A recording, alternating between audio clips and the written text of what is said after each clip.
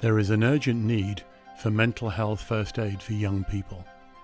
Poor mental health is a real problem for many children, but just how serious is it? Children can and do suffer from a variety of mental disorders. These can be emotional, such as anxiety, depression and bipolar, and of these, anxiety is the most common. They can also have behavioural issues, and about 1 in 20 children suffers from this. Hyperactivity is not uncommon, with about 1 in 60, mostly boys, having this problem.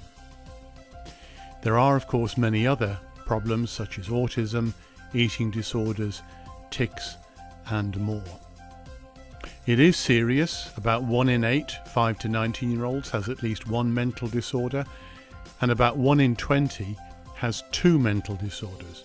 That's at least 1 in each of the average size class. Over the last 15 years, emotional disorders in particular have increased significantly, and the incidence of emotional and behavioural problems increases with age, with teenagers being especially at risk. In younger teenagers, about 1 in 7 has a mental disorder, and that's split equally between boys and girls. But in older children, where the incidence has increased, it's much more likely in girls, more than twice as likely in girls. High self-esteem, which is very important for the mental well-being of these children, is approximately 5 times greater than in children without a mental disorder than those with a mental disorder.